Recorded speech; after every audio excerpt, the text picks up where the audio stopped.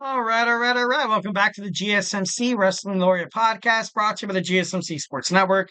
I'm your host, Eric Rodriguez, here every Monday through Friday, 8 p.m. Pacific Time, 11 p.m. Eastern Time, here to talk about everything in terms of professional wrestling, all the action inside and outside of the ring, backstage news, drama, superstar inactivity statuses, injury updates, also contract negotiations, extensions, signings, perhaps from promotions from WWE to the NWA to TNA, Ring of Honor, you name it.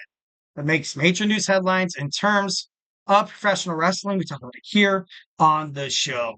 So, yeah, just kind of reflect on what we talked about right quick. We had our WWE Monday Night Raw review. We had our WWE NXT talk.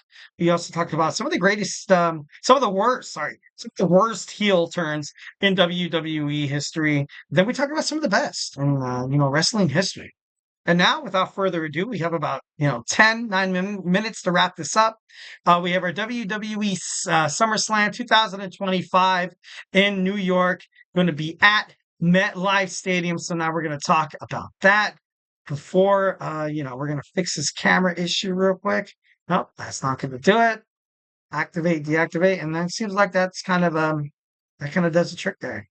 All right, so we're going to talk about some SummerSlam. You want to do that? Awesome. Kind of love that. All right, guys. So we're going to talk about some WWE SummerSlam in 2025 next year, taking obviously being live in New York City at MetLife Stadium. New York is next to Las Vegas is definitely a place where a lot of tourists go. 1,010%. They go, they have fun, they have a good time. Entertainment capital of the world. SummerSlam is increasingly becoming popular. It's the second best event as opposed to like places like events happening in New York City. In terms of like WrestleMania that happened in MetLife Stadium not too long ago. It's going to happen October 2nd and 3rd. Like I said, MetLife Stadium. For the first time, it's going to be a two-nighter. A lot of people kind of, were speculating on exactly what entails for a two-night WWE SummerSlam event. It's going to be exactly like WrestleMania, and a lot of people think in the wrestling media, I've talked to some who believe that this is kind of WWE's way of leaving WrestleMania and going, like across seas, going across the Atlantic. You have, England. You can also do Saudi Arabia, Scotland, Australia. You, a lot of people think that WrestleMania is going to go global, which by all means should exactly what it should be that way. But once when WrestleMania, when it happened in Philadelphia, when it's going to happen in Las Vegas, it just generates so much economic growth that it can't be ignored. And a lot of wrestling fans are going to be like, you know what?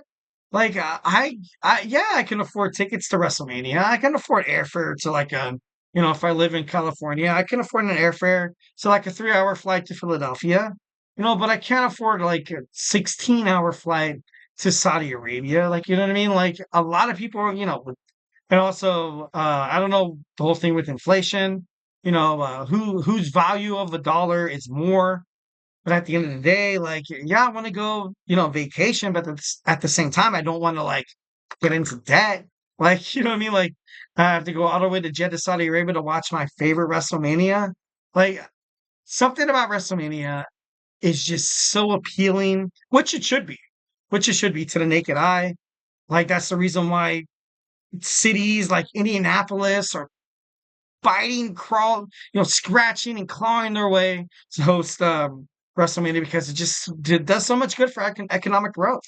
So 1,010%, just SummerSlam becoming a two-night event, I feel like is foreshadowing them to eventually move WrestleMania outside of the United States. All right, next we have WWE's Bianca Belair is set to collaborate with Cardi B. Cardi B had this to say, and I quote, "Here's to the streets and to my girl, Bianca Belair. SummerSlam, 2 nights, MetLife Stadium." So something's gonna happen, between these two. Like Cardi B, like she's cool and all, you know what I mean? Like, and then with Sexy Red on NXT, you have a lot of what's happening with pop culture. joining what WWE is ultimately trying to do with their product is, first and foremost, attract a new audience. And second of all, just to kind of cutting edge, seem fresh. And that shouldn't really ring a bell in terms of any WWE/WWF fans, because literally, if you're watching the Vince McMahon, documentary, that's exactly what they did to bring in new wrestling ventures inside, the 80s, the 90s. You had, Andy Warhol, and you had Bob Costas. You had all these, you had Pamela Anderson, Muhammad Ali. You had a lot of these super Cyndi Lauper. You had a lot of pop culture icons being a part of what WWE was/WWF. So it's not really a surprise that they're, Triple H Paul Levesque is like, you know what? Let's just run it back. Let's run it back. Like, you know what I mean? Like, imagine if WWE got Taylor Swift on WrestleMania. Oh my God, it would be like a national phenomenon. But Cardi B, you won't say Cardi B. She's great. She's talented. She's an amazing singer. She's an amazing artist. Singer songwriter. I think she's a promoter. I'm not too sure, but I like this for WWE. I do 1,010%. Bianca Belair. She's one more step closer to being the WWE Women's Champion. But I don't know. It just seems kind of crazy. 1,010%. Next, we have Pete Dropic of TKO. He's an executive vice president of event development and operations. He said this, and I quote, New Jersey, Governor Phil Murphy and the entire NJSEA team have been phenomenal partners. Hosted several UFC, after they hosted several UFC events in recent years, including the record-breaking UFC 302 in June, we are excited to bring back WWE to New Jersey in a major way, with the first ever two-night SummerSlam event at MetLife Stadium. SummerSlam 2024 at Cleveland Browns Stadium drew in over 57,719 fans, generating the largest gate in any event outside of WrestleMania. SummerSlam 2024 set an all-time record for viewership, sponsorship, merchandise, and social media. So, like I said, it speaks for itself. Nothing really to be kind of like shocked over.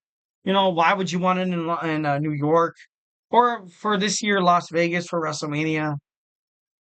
It's just going to be so beneficial for whomever that you're, deciding to partner up with to be like, we will have this at your city. And WWE, well, TKO now. TKO executives are not stupid. You know what I mean? They know how much people love the UFC. They know how much people love to see somebody come up the top rope and hit a Hurricane Rana or like a coup de grace. They know people like it. So then fuck yeah. Sorry, excuse me. Hell yeah, they're gonna charge people up the yin gang for that. Hell yeah, they're gonna do that. They're gonna do it. They're gonna make money off it. That's business 101, baby. 1,010%. But something about TKO that I love so much is the ideology that they want viewers from many cultural aspects in terms of international. I feel like that's why WWE kind of got the push. They're like, you know what? We kind of gotta get our heads out of our arses and be like, you know what? Maybe we should be a little more international because there's a lot of wrestlers out there. Like we had the NXT UK, we have the UFC Performance Center in Mexico City. They did a super show in Mexico City, and it was awesome. People love it. People love themselves in WWE. So 1,010%, I definitely like the way that they're kind of heading into this. Love that MetLife has held massive sporting and entertainment events like WrestleMania 29, WrestleMania 35, Super Bowl 48, Copa American semifinal and final. Also concerts like Bruce Springsteen, the Rolling Stones, and of course, Taylor Swift. FIFA World Cup also in 2026 is set to happen in New Jersey, MetLife Stadium. WWE broadcast over approximately 165 countries and over 25 languages. So WWE, it is very global. It's kind of time to make that next step. And overall, I think it's great. I think it's great. Well, all right, guys. Had a lot of fun with you today, guys. So hope you guys had a great weekend. Like I said, didn't get to talk to you guys for Tuesday and Wednesday. We got my boy Emran's GSMC Soccer Podcast coming up in 1 minute. So I will keep this short. Thank you so much for tuning in to the GSMC Wrestling Laureate Podcast brought to you by the GSMC Sports Network. Remember to Superman punch that, like and subscribe button. Follow us on Twitter/X, Instagram, TikTok, Facebook, and for more content and updates. Once again, if I have not made you a wrestling fan, we have a whole bunch of podcasts you guys love so much: baseball, basketball, football, you name it. Here at the GSMC Sports Network, we do everything in our power. We love our audiences. Obviously, we love you guys 1,010%. We are nothing without you guys. So just remember to always just be interactive with the shows. Enjoy the shows. Watch it, on YouTube. It's pretty awesome. And if you ever have any comments, make sure you let us know. Once again, stay beautiful. Hope you guys had an amazing week. Gonna see you on the beautiful Friday. But most importantly, love you.